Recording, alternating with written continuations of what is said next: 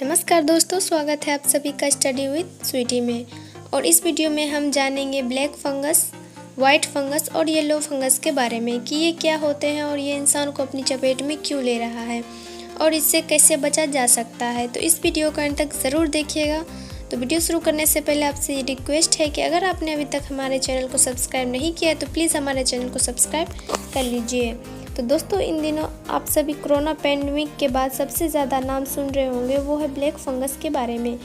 ये black fungus बहुत तेज़ी से पूरे देश में अपना पैर पसार रहा है, पर भारत के कुछ राज्यों में इसे भी महामारी घोषित कर दिया गया है। और दोस्तों, ये इतना खतरनाक है कि इससे इंसान की आंखों की रोशनी भी जा सकती है, साथ ही इंसान की जान भी जा सकती है। सबसे पहले दिसंबर महीने में दिल्ली में कुछ केस सामने आए थे, फिर जिसके बाद राजस्थान, पंजाब और भारत के अन्य राज्यों में इसके काफ़ी सारे मामले आने लगे। और अब तक इस ब्लैक फंगस के पूरे भारत में 8,000 से भी ज़्यादा केस सामने आ चुके हैं और अब ये धीरे धीरे पूरे देश में फैल रहा है। हालांकि दोस्तों, भारत में ब्लैक फंगस के साथ साथ वाइट फंगस और येलो फंगस भी दस्तक दे चुके हैं, जिनके बारे में भी हम आगे इस वीडियो में जानेंगे। लेकिन ब्लैक फंगस है क्या, इसके सिम्टम्स हैं क्या और ये कैसे फैलता है, आइए जानते हैं।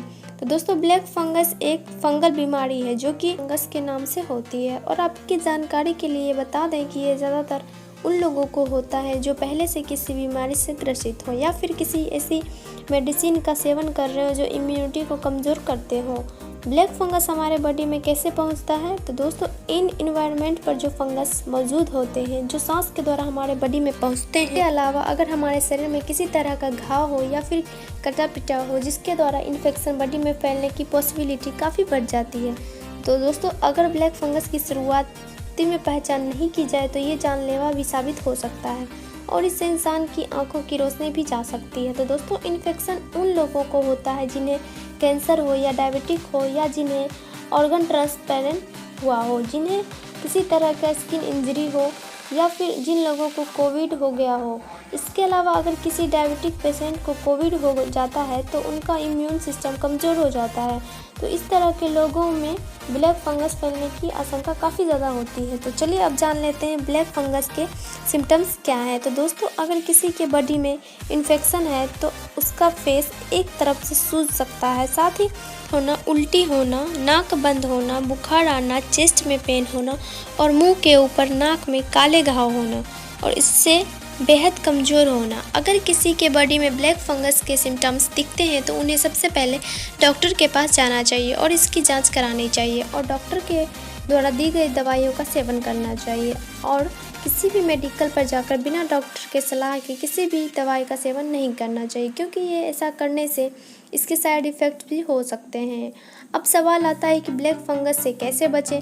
तो आपकी जानकारी के लिए आपको बता दें कि काफ़ी धूल वाले इलाकों में और ऐसे जगहों पर जाने से बचें जहां कंस्ट्रक्शन का काम चल रहा हो और फालतू में घर से बाहर ना निकले।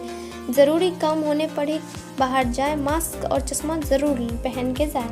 ये तो बात हुई ब्लैक फंगस के बारे में। और अब ब्लैक फंगस के बाद वाइट फंगस की रिपोर्ट भी होने लगे हैं। और दोस्तों, विशेषज्ञों के अनुसार ये इन्फेक्शन ब्लैक फंगस से भी ज़्यादा खतरनाक है और ऐसा इसीलिए है क्योंकि ये शरीर के एक अंग पर ही नहीं बल्कि लंग्स, ब्रेन से लेकर शरीर के हर एक अंग पर असर करता है। मेडिकल लैंग्वेज में इसे कैंडिडा कहा जाता है, जो कि एक ब्लड के जरिए होते हुए शरीर के हर एक अंग को प्रभावित करती है और ये नाखून, स्किन, पेट, किडनी और प्राइवेट पार्ट लंग्स को भी संक्रमित कर सकता है। अभी नहीं कि इस फंगस से प्रभावित जो मरीज आ रहे हैं वो कोरोना वायरस से संक्रमित हो। हालांकि लंग्स पर असर होने की वजह से उनके लक्षण कोरोना से मिलते जुलते दिखाई देते हैं, जैसे कि सांस फूलना और कई बार सीने में दर्द। अगर इन इन्फेक्शन का असर जॉइंट्स पर होता है तो इसमें काफ़ी ज़्यादा दर्द होने लगता है और अगर इसका असर दिमाग पर होता है तो इंसान की सोचने समझने की क्षमता पर इसका काफ़ी ज़्यादा असर होता है और वह पेशेंट जल्दी फैसला नहीं कर पाता है।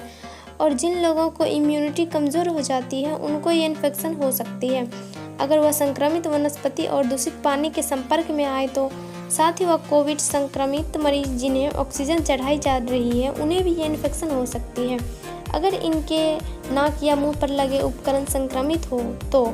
और इसका सबसे ज़्यादा खतरा जो होता है 30 के मरीजों को होती है या फिर उन्हें जो लंबे समय तक मेडिसिन ले रहे हैं और आपको बता दें कि इसका इलाज एंटी फंगल दवाओं से शुरू होता है।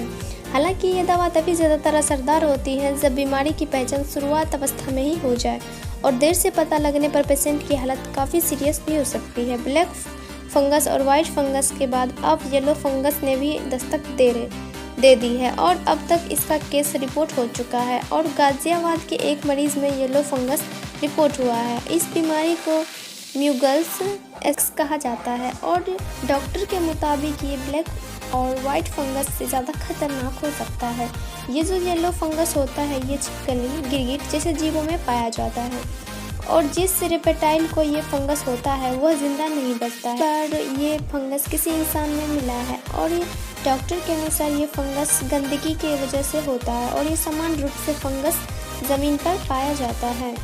छिपकली और गिरगिट जैसे जीव में रोग प्रतिरोधक क्षमता काफ़ी कम होती है, ये इस पर काफ़ी ज़्यादा असर करता है। तो दोस्तों डॉक्टर के अनुसार इंसान की इम्यूनिटी कमज़ोर हो रही है और इसी की वजह से सारे फंगस उसे अपने चपेट में ले रहा है। येलो फंगस के लक्षण नाक का बंद होना, शरीर के अंगों का शून्य कर देना, शरीर में बहुत ज़्यादा कमज़ोरी महसूस होना, हार्ट रेट का बढ़ जाना, शरीर के घाव में मवाद बहना और शरीर को कुपोषित जैसा दिखने लगना, ये सभी जो है येलो फंगस के लक्षण हैं। तो दोस्तों उम्मीद करती हूँ कि आपको ये जानकारी पसंद आई होगी।